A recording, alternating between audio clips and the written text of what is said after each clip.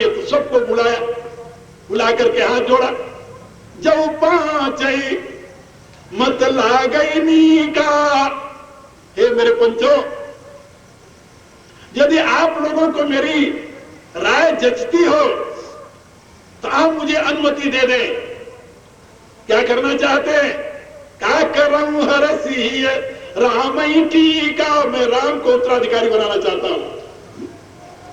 तुलसीदास जी ने लिखा कि उनकी बात सुनकर के इतने प्रसन्न हो गए लोग, इतने प्रसन्न हो गए कि जैसे कोई सूखते हुए पौधे की जड़ में कोई पानी डाल दे। सूखत बीरव परेव जन पानी, इतनी प्रसन्नता हुई। लेकिन दुर्भाग्य देखिए, राम को राज्याभिषेक की जगह बन जाना पड़ा। अब राज्याभिषेक की मांग हो गई कि भरत राजा बने। भरत आए, गुरुदेव ने भरत के सामने सारी समस्या रख दी और कहा कि भरत, राव राजपद तुम कहु दीना, पिता बचन फुर जाहि यकीना। राजा ने तुम्हारे लिए राज्य दिया है, इसलिए पिता के वचन को तुम सत्य करो।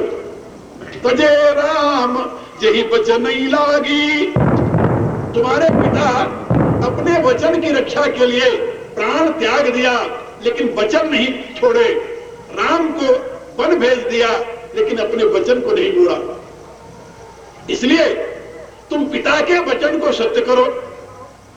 पिता की आज्ञा है, मैं गुरु हूं, मानव मोर वचन हित जानी। मेरी आज्ञा को हित कर समझकर स्वीकार करो तो। और वेद विदित सम्मत सबही का, यही पितु दे सो पावई टीका। वेद का भी यही मत है, स्मृतियों की भी यही अनुमति है। वेद कहता है, स्मृतियां कहती हैं, मैं गुरु होकर कहता हूं, तुम्हारे पिता ने कहा है। अब किसकी साखी चाहिए तुम्हें? भरत मौन है, देख रहे हैं गुरुदेव की तरफ। गुरुदेव का उपदेश सुनने के पश्चात भरत जी ने मंत्री, महामंत्री जो सुमंत थे, उनकी तरफ देखा। मान्यवर आमात, आपकी क्या है? भला बताइए, गुरु वशिष्ठ का प्रतिरोध करने वाला कोई था वहां पर? कौन हो सकता है? मंत्री क्या कहता है? सुमंत, कीजिए गुरु आयसु अवश्य, कहे सचिव कर जोरी। अवश्य गुरु की आज्ञा का पालन करें। गुरुदेव ने एक बात कही थी, मंत्री ने उसका विरोध किया। मंत्री ऐसा नहीं था कि जो जी हजूरी करने वाला हो। गुरु ने एक बात कही थी वशिष्ठ ने कि अभी तुम राज्य संभाल लो, सौंप्यो राज राम के आए। 14 वर्ष बाद जब राम आएंगे तो राज उनको लौटा देना तुम। सेवा करूं सुनेह सुहाए। लेकिन मंत्री ने कहा ना, ये गलत। कीजिए गुरु आयसु अवश्य, कहे सचिव कर जोरी। आगे वाली बात, कहा रघुपति आए उचित तस तब कर बोरी। ये जो राज लौटाने वाली प्रक्रिया है, ये तो उस समय देखी जाएगी 14 वर्ष बाद क्या गति होती है, क्या स्थिति होती है। उसके विषय में अभी प्रतिज्ञा करने की जरूरत नहीं है। मंत्री है, कानून की बात करता है। ये नियम है कि यदि किसी भी मिल्कियत का कोई भी 14 वर्ष तक उपभोग कर ले, 12 वर्ष ही उपभोग कर ले, तो उसको कोई बेदखल नहीं कर सकता। वहां बात तो 14 वर्ष की है। इसीलिए तो उसकी मां ने 14 वर्ष का वनवास मांगा, नहीं तो 12 वर्ष का क्यों नहीं मांग लेता है। अब परिणाम हुआ, भरत जी ने देखा कि मंत्री भी गुरुदेव का ही समर्थन कर रहे हैं, तो मां कौशल्या की तरफ दृष्टि गई। मां तेरी क्या आज्ञा है? तुलसीदास लिखते हैं, कौशल्या धरि धीरज कहाई, पूत पथ्य गुरु आयस वही। गुरु की आज्ञा पथ्य है, स्वास्थ्यवर्धक है, औषधि है, ग्रहण कर लो। अब आप बताइए, यदि गुरु की, वेद की, शास्त्र की, माता की, पिता की आज्ञा, मंत्री की आज्ञा मानकर भरत जी राजगद्दी पर बैठ जाते, क्या किसी भी दृष्टि से उनको कोई गलत कर सकता था? क्या रहा आपको? नहीं कर सकता। और क्या राम और रामायण इसी रूप में होता है जिस रूप में आज है? नहीं होता। लेकिन वो दूरदर्शिता किसी में नहीं आई जो दूरदर्शिता भरत में है। भरत कहते हैं, भरत की बात सुनिए,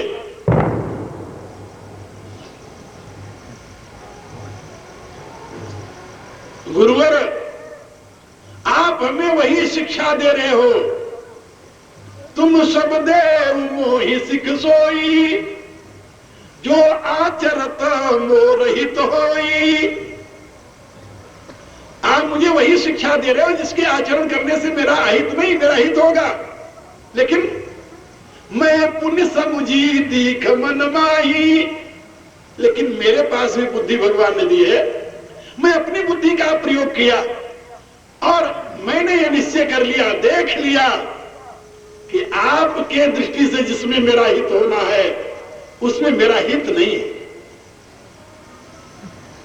मेरा हित इसमें नहीं है जिसमें आप हित चाहते हो। आप हित की बात कर रहे हो क्योंकि आप मेरे हित ऐसे हो, लेकिन मैंने देखा कि हित इसमें नहीं है, न इसमें मेरा हित है, मेरा हित है ही नहीं, तो आपका हित है क्या? भरत का एक प्रश्न है, यदि मुझे राजा बनाकर आप अपना हित साधना चाहते हो तो याद रखो आपका कभी हित नहीं होने का। क्यों हित नहीं होगा? इसके विषय में भरत का एक उत्तर है, कहु साच सब सुनि पति आऊ, चाहिए धर्मशील नर नाहु। ये भरत का सिद्धांत है कि राजा को धर्मशील होना कोई सामान्य बात नहीं है। ये सबके बूते की बात नहीं, सब धर्मशील हो जाए। धर्म में आस्था रखना, धर्म में विश्वास रखना, ये अलग बात है, लेकिन धर्मशील हो जाना बड़ा मुश्किल है। तुलसीदास जी ने लिखा अपनी रामायण में, नर सहस्रम सुनऊ पुरारी, को एक होई धर्म व्रतधारी। हजारों करोड़ों में कोई एक धर्म व्रतधारी होता है, और धर्मशील कोटि न महको। ये धर्मशील होना सामान्य बात नहीं, बहुत बड़ी बात है। इसलिए भरत जी ने कहा कि राजा को धर्मशील होना चाहिए। धर्मशील होने का अभिप्राय क्या होता है? धर्मरत होना चाहिए, धर्मनिष्ठ होना चाहिए। और धर्मरत, धर्मनिष्ठ, धर्मशील आदि जो शब्द हैं शास्त्र में, ये आत्मरत के लिए, याद रखो। ये किसके लिए है? आत्मरत के लिए। जो आत्मनिष्ठ है, जो आत्मरत है, जो आत्मतृप्त है, वही धर्मशील हो सकता है, दूसरा धर्मशील नहीं हो सकता। धर्म में आस्था रखने वाला हो सकता है, धर्म का अनुयायी हो सकता है, धर्म की उपासना करने वाला हो सकता है, लेकिन धर्मशील नहीं हो सकता। धर्मशील तो वही है जो आत्मरत है, आत्मनिष्ठ है, आत्मतृप्त है। यस्त्वात्मरतिरवस्यात् आत्मतृप्तश्च मानवा आत्मनि संतुष्ट तस्य कार्यं न विद्यते नैव तस्य कृते नार्थो न कृते न कश्चन न चास्य सर्वभूतेषु कश्चित् अर्थं विपाश्रयः। भगवान कहते हैं जो आत्मरत है, आत्मतृप्त है, आत्मनिष्ठ है, उसके लिए दुनिया में कुछ प्राप्तव्य नहीं रहा। जिसको दुनिया में कुछ नहीं पाना है, उसके लिए दुनिया में कुछ कर्तव्य नहीं रहा। और जिसके लिए कुछ कर्तव्य नहीं है, कुछ प्राप्तव्य नहीं है, ऐसे व्यक्ति को राजा बनना चाहिए। ऐसे व्यक्ति को राजा क्यों बनना चाहिए भाई? अब वो असंग है, असंग होने के नाते अब उसमें पुरुषत्व का प्रकाश है। और पुरुषत्व का लक्षण क्या है? असंगो अयम पुरुष है। वेद कहता है पुरुष वही है जो असंग हो। जो असंग नहीं हो पुरुष नहीं है। ये बात समझे? जो असंग नहीं है वो पुरुष कहलाने का अधिकारी नहीं। आपने कहानी सुनी होगी, मीरा का नाम सुना होगा, चित्तौड़गढ़ की महारानी मीरा अपना राज्य चित्तौड़ छोड़ करके वृंदावन चली गई। वृंदावन में उन दिनों गौड़ीय संप्रदाय के चैतन्य महाप्रभु के शिष्य जीव गोस्वामी जी रहा करते थे। उसने जीव गोस्वामी जी की ख्याति सुनी, बड़े अच्छे संत हैं, तो उनके दर्शनों के लिए चली गई। जब वहां पहुंची और निवेदन किया कि मैं स्वामी जी से का दर्शन करना चाहती हूं, तो जीव गोस्वामी से जब किसी ने जाकर कहा, उनके किसी शिष्य ने, अनुयायी ने, कि एक देवी आई है, वो आपका दर्शन करना चाहती है। कहा कौन है? कहा एक देवी है कोई।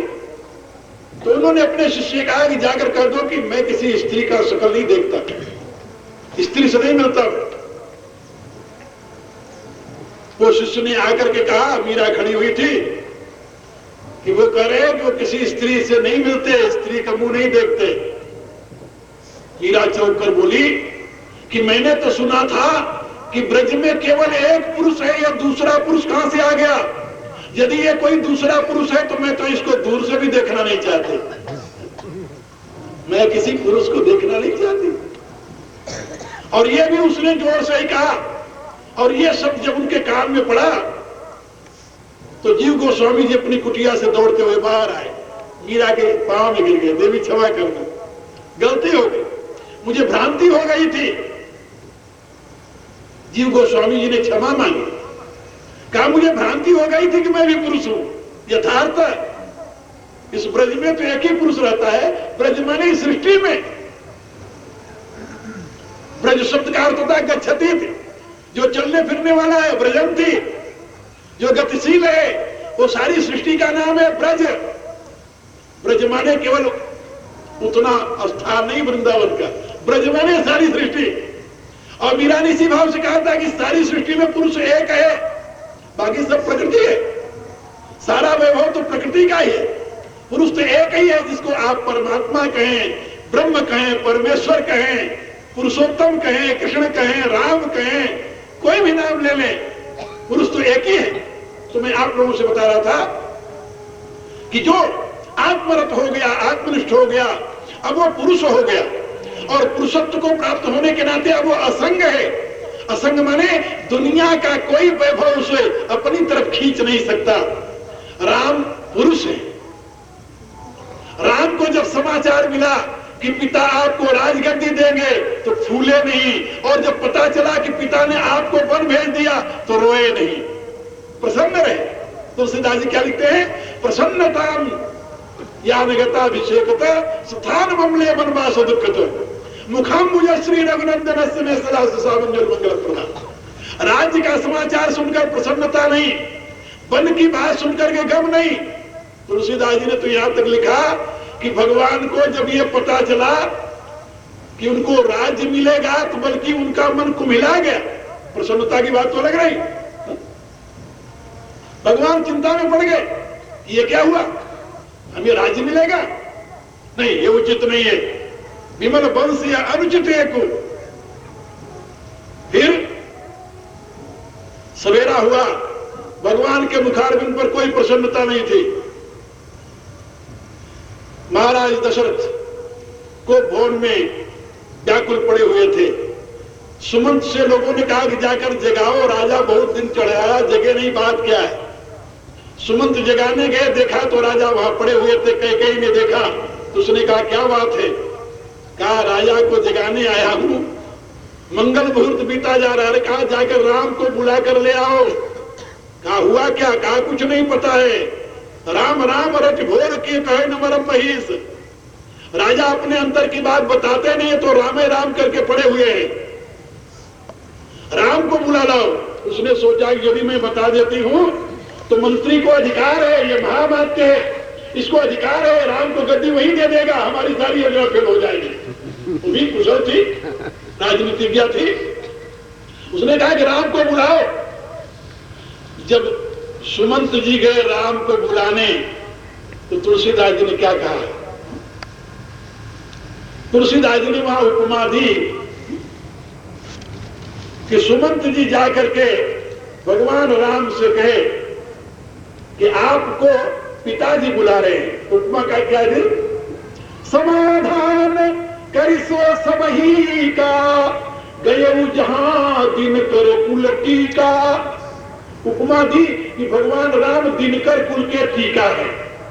दिनकर कुल माने सूर्य कुल के टीका। टीका आप लोग जानते हो, ये देवियां अपने मध्य पर पहनती थी, कभी कभी सोने का होता, चमकता था थोड़ा थोड़ा, उसको टीका करते हमारे अवधि भाषा में। तो गयऊ जहां दिनकर कुल टीका, भगवान को देखा और देख करके भगवान ने पूछा कि ये मंत्री और कैसे आए? क्या आपको महाराजा साहब बुला रहे हैं? क्या ऐसे? बोले हाँ। भगवान की प्रसन्नता बढ़ गई थोड़ी सी। अब तुलसीदास जी लिखते हैं भगवान चल पड़े सुमंत के साथ। अब उनकी छवि कैसी हुई? टीका से ऊपर हो गया ना, रघुकुल दीप ही चले उलिवाई। अब वो टीका नहीं रहे, दीपक हो गए। सोने में जरा चमक होती है, दीपक में ज्यादा प्रकाश होता है। और जब भगवान पहुंचे वहां जहां पर महाराज दशरथ पड़े हुए थे, तुलसीदास जी क्या लिखते हैं? का जाई दीख रघुवंश मणि। अब रघुवंश टीका नहीं, अब वो दीपक नहीं, रघुकुल दीपक नहीं, अब रघुवंश मणि है। तुलसीदास जी से पूछा गया कि चले थे तो दीपक और आए मणि बन गए? बोले हाँ। कहा क्यों भाई, कैसे? अरे कहा दीपक जो है वो झंझावात से बुझ जाता है, और मणि परम प्रकाश रूप दिन राती, नहीं कछ चाहिए दिया घृत बाती। मणि को कोई बुझा नहीं सकता, मणि का तेज वैसे ही चमकता रहता है। इसलिए भगवान को अब कैकेयी का झंझावात जो है ये बुझाने वाला नहीं है। इसलिए जाई दीख रघुवंश मणि, नरपति निपट कुसाज। जब दशरथ को उस बुरी अवस्था में देखा तो मां से पूछा, वही कहू मात तात दुख कारण, करिय जतन जही होई निवारण। अब कैकेयी ने समझा दिया सारी बात। जब सारी बात समझा दिया तुलसीदास जी क्या लिखते सुने, क्या कहते हैं? कहा जब कैकेयी ने बताया कि राम तुम्हें वन और भरत को राज्य मांग लिया है, तो तुलसीदास जी लिखते हैं, मन मुस्काई भानुकुल भानु। अब भानुकुल भानु हो गए। कहां से चले थे? टीका, दीपक, मणि। और जब पता चल गया कि अब वन में जाना है, फिर तो सूर्य के समान प्रकाश हो गया भगवान का। इतनी प्रसन्नता बढ़ गई। तो तुलसीदास जी ने क्या लिखा? मन प्रसन्न चित चौगुन चाऊ, मिटा सोच जनि राखै राऊ। मन मुस्काई भानुकुल भानु, राम सहज आनंद निधानु। इसे कहते हैं पुरुषत्व, प्रकृति की दास्ता से मुक्त। जो प्रकृति की दास्ता से मुक्त है वो पुरुष है, क्योंकि पुरुष की संज्ञा क्या है? असंगो अयम पुरुष। और यदि प्रकृति की दास्ता में बधा हुआ हो तो वो पुरुष नहीं है, और जो पुरुष नहीं है उसको राजा बनने का अधिकार नहीं है। वो तो स्वयं प्रकृति, स्वयं प्रजा है। क्या समझे? वो तो स्वयं प्रकृति है।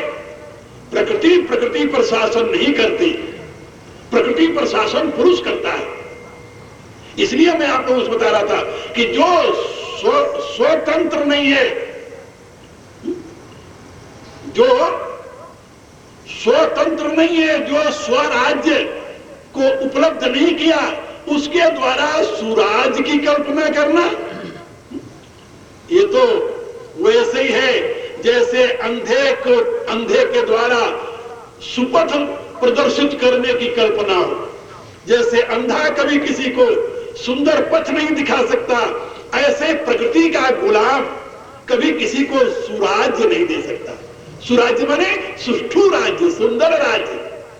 सुराज्य तो वही दे सकता है जो स्वराज्य में प्रतिष्ठित हो। राम राज्य की कल्पना स्वराज्य की कल्पना है। मैंने इस पर पहले भी बहुत लिखा है, बोला भी बहुत। राम राज्य की कल्पना, राम स्व को कहते हैं, राम आत्मा का नाम है। रमु क्रीड़ायाम, जो इस शरीर में रमण करता हुआ अनेक प्रकार की क्रीड़ाएं किया करता है, वो राम है। रमन्ते योगिनाम यस्मिन, वो राम है। इसलिए राम आत्मा का अवबोधक शब्द है। और आत्मनिष्ठ जो है उसी को स्वराज्य प्राप्त हुआ कहते हैं। और जिसने स्वराज्य प्राप्त कर लिया है उसी के राज्य में सुराज्य की कल्पना की जा सकती है। इसलिए भरत ने कहा कि मोहि राज दईहु जबहि, ये रसा रसातल जाई तबहि। यदि हट करके आप लोगों ने मुझे राजा बना दिया तो याद रखना ये पृथ्वी रसातल को चली जाएगी, पृथ्वी रहेगी नहीं। क्योंकि मुझे अधिकार के नाते राज्य नहीं मिला है, ये तो छल से राज्य मिला है। प्रजा ने मुझे वर्ण नहीं किया है, मेरी मां ने कपट से धोखे से मेरे पिता से वचन लिया है। इसलिए मैं राज्य का अधिकारी नहीं। राज्य का अधिकारी कौन है? कहा राज्य तो राम का है, राम ही राज्य के योग्य हैं। और राम के राज्य में ही प्रजा सुखी हो सकती है, क्योंकि राम पुरुष है, पुरुष ही नहीं पुरुषोत्तम है। और हम राम के सेवक हैं। हित हमार सियपति सेवकाई, मेरा हित तो सीतानाथ की सेवा में है, राज गद्दी पर बैठने मेरा हित नहीं है। एक दिन वो था कि भारत के युवक को लोग कहते थे तुम राजा बन जाओ, कहता था नहीं बनना। सोचो पहले, एक दिन वो था कि भारत के एक महापुरुष को लोग कहते थे राजा बनो तुम, वो कहता है नहीं मैं इसके काबिल नहीं हूं। और एक दिन आज है जो गली गली में हाथ जोड़ करके हमें वोटियां दई तक हम कोई स्वर्ग पहुंच जाएंगे।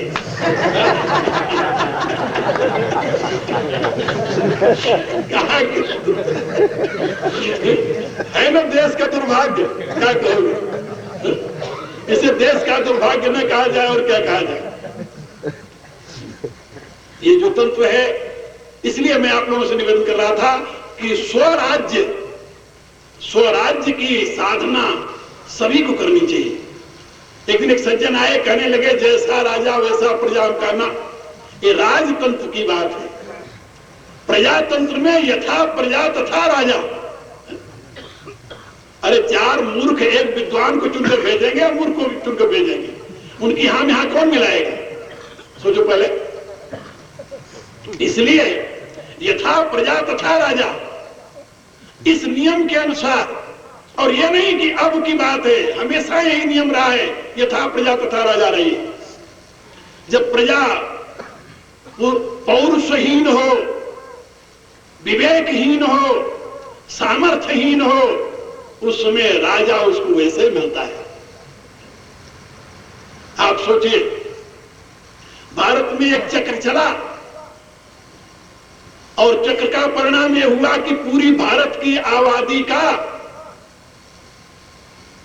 आप जरा हिसाब लगाओ मेरे साथ, तो किसी भी समाज में थोड़ा सा कम बेसी करके 100 आदमियों का एक समाज बताओ, तो 100 आदमियों में थोड़ा कम बेसी करके आधी स्त्रियां होती हैं, आधी पुरुष होते हैं, आधे पुरुष। 50 स्त्री हो गई, 50 पुरुष हो गए।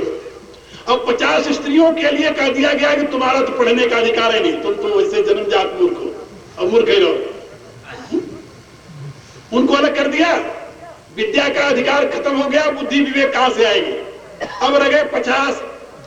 50 में से एक वर्ग कहा कि देखो भाई तुम्हारा काम है लड़ना, लड़ने के लिए तुम्हें जितनी अकल चाहिए मैं दे दूंगा, और तुम्हारा कोई दूसरा कोई काम नहीं। दूसरे से कहा कि तुम खूब धन कमाओ, लेकिन हिस्सा हमें दे दिया करो उसमें से। पढ़ने लिखने से क्या होगा?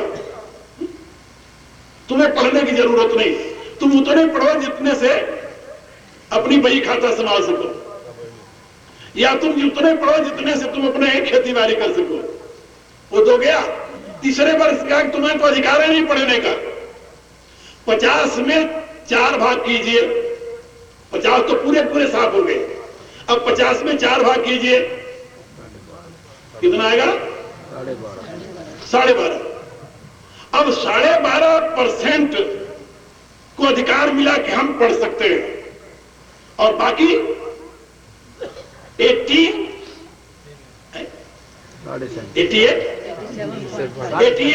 और भी कुछ। हाँ साहब, जिस समाज में 88% लोगों को मूर्ख रहने के लिए बाध्य किया गया हो, उस देश में यदि मुट्ठी भर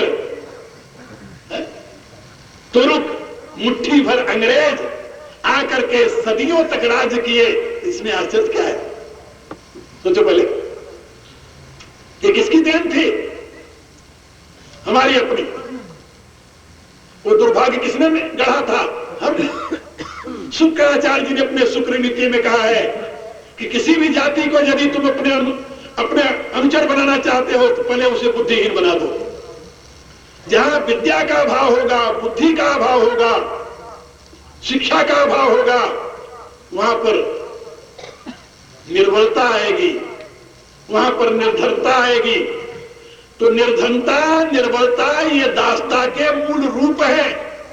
और जहां ये दोनों होंगे वहां दासता अवश्य होगी। तो मुट्ठी भर अंग्रेज आए, 200 वर्षों तक हमें, जितने अंग्रेज भारत में थे उतने गणेरिये मिलकर के उतनी संख्या में भेड़ों को नहीं संभाल सकते। मुश्किल से 40,000 या 1 लाख यहां पर अंग्रेज रहे होंगे, लेकिन 40 करोड़ जनता को हाँकते रहे। क्या एक गणेरिया कभी 100 भेड़ों संभाल सकता है? नहीं संभाल सकता। और उनकी बात छोड़िए, जिस बाबरी मस्जिद की कहानी चल रही है, वो बाबर अपने देश से निकाल दिया गया। देश से मैंने लिखा था अपनी पत्रिका में, सारा विवरण उसका लिखा था, पूरी हिस्ट्री लिखी थी कि बाबर कौन था, कहां से आया, कैसे आया, भारत में कैसे और शासन बन गया, शासक बन गया। वो अपने देश से निकाला गया। क्यों निकाला गया? बदचलनी के नाते वहां के लोगों ने उसको मार कर निकाला। तो जैसे डाकू भगते हैं वैसे 100 घोड़सवार लेकर के वो भगा वहां से। तो आकर के अफगानिस्तान में शरण ली। अफगानिस्तान, तब तो अफगानिस्तान भी भारत का एक हिस्सा था ना। तो हम अपने लिए तो बड़े उदार बनते हैं, हम तो बहुत उदार हैं जी, कोई आवे हमारे पास बैठ जाओ, बैठो, खाओ पियो, मजा करो। अफगानिस्तान में आकर शरण ली। और उन दिनों लोग जो अफगानिस्तान में भारत के शासक थे उसको शरण दे दिया कि तुम यहां रहो। और वहां रहते रहते उसने अपना गैंग बढ़ाया। 100 से उसने 200 किया, 300 किया। तो जिस इलाके में रहता था वहां के लोगों के ऊपर पहले अपने कब्जे कर लिया। फिर उसने एक छोटी सी और टुकड़ी बनाई। इस ढंग से बनाते बनाते अफगानिस्तान से फिर जो अब पाकिस्तान में चला गया, फ्रंटियर समझ लो, वहां गया। फ्रंटियर से फिर आगे बढ़ा तो पंजाब में पहुंच गया। पंजाब से फिर आगे बढ़ा तो यहां के लोगों ने साथ दिया। उसके साथ केवल 100 आदमी आए थे, केवल 100। बाकी सब उसकी सेना में भारतीय थे। और उनको ये कहकर के अपने साथ रखा कि लूट में तुम्हारा पूरा हिस्सा होगा, लूटेंगे हम, हिस्सा तुम्हें देंगे। और लूटता हुआ वो यहां तक आया। और यहां आकर के फिर दिल्ली की सल्तनत पर हाथ उठाया। उसके पश्चात फिर वो महाराणा सांगा से युद्ध हुआ। सांगा से हारने के पश्चात फिर जाकर के जहां शरण लिया था, आप सोचिए, ये सारी कहानी मैं इसलिए बता रहा हूं कि यदि देश में योग्यता होती, सामर्थ्य होती, समझदारी होती, देश में यदि लोगों के पास विकसित बुद्धि होती, तो क्या 100 घोड़सवारों को लेकर आने वाला अपनी सल्तनत यहां पर स्थापित करता और उसकी 4-5 पीढ़ियां भारत के ऊपर शासन करते? नहीं।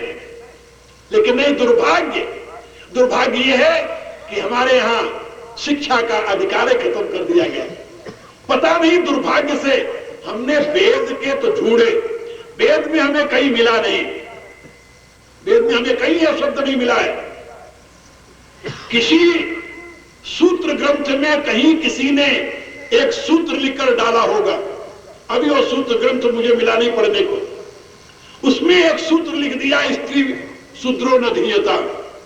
तो स्त्री और शूद्र विद्या के अधिकारी नहीं, वो लिखा होगा न धीयताम, शायद हो सकता है वेद मंत्र के लिए। एक बार एक भारत के विद्वान थे बहुत बड़े, चर्चा चल पड़ी मेरे से। मैंने उनसे पूछा, हम कहा भैया